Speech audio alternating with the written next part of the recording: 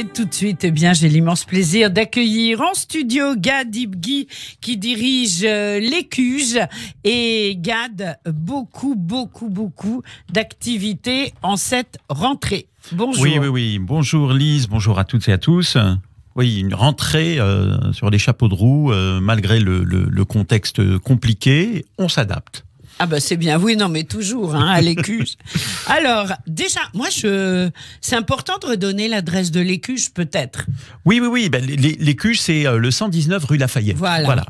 Pour qu'il n'y ait pas de confusion, l'Écuge, c'est l'espace culturel et universitaire juif d'Europe, une institution qui existe depuis plus de 50 ans, basée à la rue Lafayette depuis une vingtaine d'années maintenant. Alors, il y a eu la traditionnelle annuelle cérémonie des vœux de la maire de Paris à l'Écuge comme il se doit, en petit comité, mais avec une diffusion en direct. Comment tout cela s'est-il passé ? Eh ben, très bien. On a l'honneur, le plaisir d'accueillir chaque année les vœux d'Anne Hidalgo à la communauté juive à l'occasion de Rosh Hashanah. Y participent en général les élus et également les présidents d'associations. Cette année, nous avons volontairement réduit les invitations physiques. Nous avons transformé cette cérémonie j'ai presque envie de dire, en mode Covid, à savoir une cinquantaine de personnes présentes, oui. Enfin, distanciation, et nous avons fait ça sur dans la salle haute de l'Écuge. Et puis surtout, l'objectif, c'était que la cérémonie puisse être partagée avec le plus grand nombre, donc une diffusion en direct. Et il faut vraiment remercier la maire de Paris, mais également les présidents d'institutions qui étaient présents, le grand rabbin de France, Raïm Corsia, le président du CRI, Francis Khalifa, le président du Fonds social juif unifié, Ariel Goldman, le président du consistoire de Paris, des consistoires, Joël Mergui, le président de l'Alliance israélite universelle et la présence de Jérémy Redler qui représentait la présidente de la région Île-de-France, Valérie Pécresse. Alors, on est filmé, Gad, et je pense que nos auditeurs voient que vous nous avez donné la liste de tous les invités sans papier. Donc ça, c'est bien. J'espère que vous n'avez oublié personne. Je l'espère aussi, mais dans l'assistance, il y avait quand même du très beau monde. Oui, et sûr. il faut remercier ceux qui étaient présents ceux qui ont suivi cette cérémonie à distance et qui peuvent d'ailleurs la revoir sur Facebook. Voilà. Donc, une cérémonie importante. Qu'est-ce qu'Anne Hidalgo a dit peut-être d'original par rapport à ce qu'on peut dire en ce moment ? Anne Hidalgo a une approche assez, je le dis en toute transparence, assez émotionnelle de son rapport à la communauté juive et du rapport de la communauté juive à la ville de Paris. Elle l'a dit, et c'est pas la première fois qu'elle le dit, pour comprendre Paris, il faut connaître l'histoire et l'apport et l'impact de la population juive dans Paris. Ah oui, c'est important. Et c'est une sorte de fidélité à ce message. Il y a évidemment un rappel de ce contexte très particulier des attentats, du procès des attentats de janvier 2015. Une pensée évidemment pour toutes les victimes et les familles des victimes, et un appel à une attente par rapport à la justice que toutes les institutions juives ont relevé. Mais les vœux, c'est également une manière pour la maire de Paris de renforcer ce message de soutien, de la lutte évidemment contre l'antisémitisme, contre le racisme, contre toutes les discriminations, combat que nous partageons tous. Bien sûr. Il y a également la question du soutien aux associations, au sens large du terme, aux associations juives, à l'Écuge. Nous avons rappelé à la maire de Paris son engagement de soutenir le projet de rénovation de l'Écuge. Il faut aussi souligner que la ville de Paris, comme la région Île-de-France, est investie dans le soutien de nos associations, mais également de la sécurisation de nos associations, puisqu'ils sont impliqués dans tout le process de sécurisation, de système de sécurité des bâtiments juifs aujourd'hui. Oui. Alors donc une rencontre importante et tout. On pourrait peut-être essayer de lui faire passer un message pour que pour le procès les témoins aient pas à venir le jour de Kippour, parenthèse fermée. Séparation des pouvoirs. Donc je ne pense pas qu'elle puisse faire quoi que ce soit. Je sais, mais on peut émettre un vœu à la veille de Rosh Hashanah, même si les pouvoirs sont séparés, on le sait. Un mot maintenant sur la rencontre avec Sabile Goussoub dans les rencontres littéraires d'Esther Lehnemann.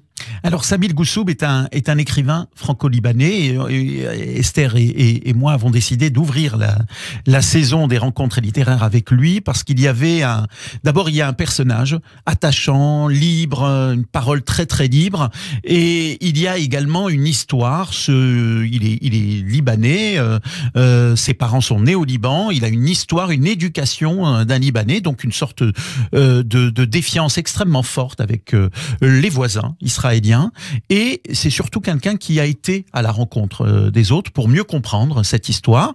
Il est, disons, c'est extrêmement intéressant dans la mesure où il chemine, mais il chemine en toute liberté. Et donc, il a un regard très critique sur le rapport, sur ce qui se joue évidemment au Liban, des forces néfastes pour ce pays interne, mais il a également un rapport critique sur la relation avec ce pays qui parfois peut apparaître comme oppresseur, et particulièrement dans les phases de guerre. Il le dit, mais au travers de son dernier livre paru aux éditions L'Antilope, il raconte certes une histoire d'amour, mais il raconte surtout ce rapport entre les cultures, ce dialogue-là, et parfois cette incompréhension.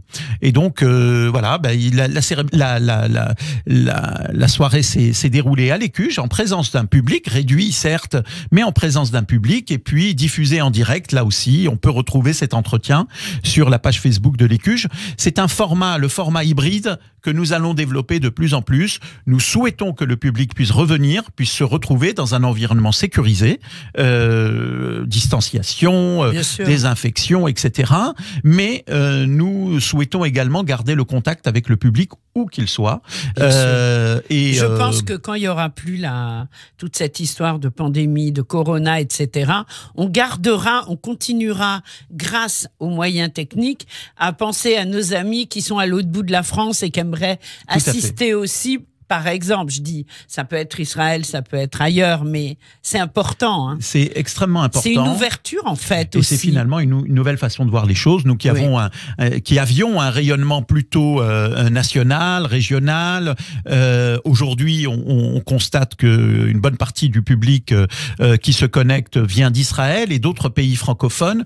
Donc, nous leur devons de continuer à les accompagner après cette période. Ça, c'est une très bonne décision pour la nouvelle année. Alors, la préparation des fêtes de Tishri, justement. Essentiel. La préparation des fêtes de Tishri, c'est pas de la logistique, c'est un appel à la prudence. C'est un appel à respecter les consignes qui ont été énoncées par l'ensemble d'abord par les pouvoirs publics et puis ensuite par l'ensemble des responsables des institutions juives, dont le Grand Rabbin de France. Nous nous joignons à cet appel. Je ne vais pas rappeler l'ensemble des consignes, mais ce que je peux conseiller, c'est évidemment que toutes les personnes susceptibles d'être touchées parce que fragiles, parce que maladies chroniques, etc., n'allez pas à la synagogue. Et c'est le responsable d'une institution qui a un public de toute génération qui dit ça. Nous avons, nous, à l'Écuge, mis en place un protocole drastique dans l'ensemble des sites. Et pour répondre à cette question de la limitation de la jauge, du nombre de personnes dans chacun des sites, nous avons créé un 3e lieu pour accueillir le public à Kippour, c'est la salle Wagram, dans le 17e arrondissement.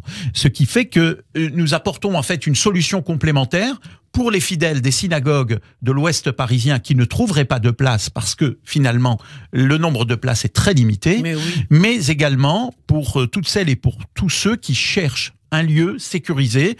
Pour vous donner un exemple, la salle Wagram peut accueillir 500 personnes en mode Covid.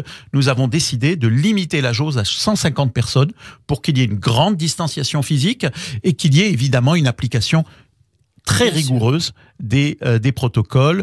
Mais évidemment, en cette veille de Rosh Hashanah, il faut inviter tous nos auditrices et tous nos auditeurs qui voudraient suivre un office aujourd'hui à s'inscrire très vite. Et oui, il faut parce s'inscrire. que Et la alors, condition j'espère que- sine qua non, je pense- c'est l'inscription. Je pense que vous acceptez les femmes, bien sûr. Ah, mais plus que cela, D'accord. Non, oui, parce oui, qu'il y a- oui, dans ce contexte, je vais dire très simplement que les femmes sont acceptées au même titre que les hommes. Voilà, mais tout c'est simplement. très important de le préciser. On fait quoi pour s'inscrire? On va sur le site www.ecuge.fr, ECUJE.fr. Voilà. Alors maintenant, des rendez-vous artistiques quand même, de spectacles. Moi, quand j'ai lu ça, je me suis dit, mais quelle bonne nouvelle. Alors, le tango des étoiles errantes. Où les spectacles vont-ils avoir lieu? Comment? Alors, les spectacles vont... Alors, l'élément clé, c'est la décision que nous avons prise pour la programmation de cette saison, c'est de programmer des spectacles. D'accord. Nous sommes un lieu culturel, nous sommes un lieu artistique, nous sommes un lieu de création et nous devons jouer ce rôle en appliquant le maximum les consignes. On fait vraiment tout ce qu'il faut, croyez-moi. Néanmoins, nous ne pouvons pas lâcher et le public qui a besoin de s'abreuver, de s'irriguer du travail des artistes et les artistes eux-mêmes. De ce point de vue, on a décidé de poursuivre cette programmation artistique en invitant des troupes, des spectacles. Le premier d'entre eux sera ce fameux tango qui... Alors, c'est une histoire croisée du tango et du yiddish, musical et théâtral, historique et poétique. Le spectacle invite Très à la étonnant. découverte de la rencontre surprenante et peu connue du tango argentin avec les sonorités de la langue et de l'âme yiddish. C'est pour moi Voilà. ça. C'est quand? Avec qui? Eh bien, ce sera avec deux formidables artistes et musiciens. Ce sera le 13 octobre à l'Écuge à 19h30 et vous pouvez d'emblée trouver toutes les informations sur la page Facebook de l'Écuge ou sur le site de l'Écuge. Eh ben, on ira. Ensuite, une lecture spectacle, lettres aux escrocs de l'islamophobie qui font le jeu des racistes de Charb avec Gérald Dumont, spectacle suivi d'un débat avec les membres de l'équipe de Charlie Hebdo. Waouh. Vous avez compris la symbolique. Oui. Vous Ah avez oui. compris que c'est également une manière pour nous de nous engager. La question de la liberté d'expression est une question fondamentale pour notre société. Eh bien, une manière de l'exprimer et de s'engager, c'est d'inviter cette lecture, de la réinviter, parce que je signale que nous avons accueilli Gérald Dumont qui fait cette lecture spectacle pour la première fois à Paris, Oui, après plusieurs polémiques. mais oui, j'en Et ai il a entendu été parler. accueilli à l'Écuge Je me souviens. il y a à peu près 2 ans et demi. Oui. Et nous avions à l'époque également eu un débat avec des membres de l'équipe Charlie. Cette année, ça revêt une symbolique d'autant plus importante qu'il y a évidemment ce procès. Et donc, le texte est très très fort. Le texte de Charb, qui, Oui. je le rappelle, est une des victimes de ces attentats, est extrêmement fort. C'est un texte qui a été publié de manière posthume et c'est un texte antiraciste par excellence et où on apprend beaucoup de choses. Et donc Gérald Dumont qui tourne partout en France avec ce spectacle viendra nous rendre visite avec des membres de l'équipe Charlie. Je ne vais pas les citer aujourd'hui et j'invite vraiment... Il y aura une immense sécurité, il y aura etc. évidemment une immense Oui. sécurité, Et ce sera mais retransmis, ce sera, bien sûr. ce sera en jauge réduite et voilà, que les quelques privilégiés qui pourront assister à ce spectacle s'en souviendront. Oui, ben j'y serai aussi. La date, c'est... C'est de mémoire, je vais vérifier tout de suite mes notes, c'est le 9 novembre. D'accord, bon, on a encore le temps d'ici Voilà, là, puis c'est on le aura 9 novembre. encore plus d'infos sur le procès, d'où l'intérêt évidemment du débat après ce texte très fort de Charb. Tout à fait.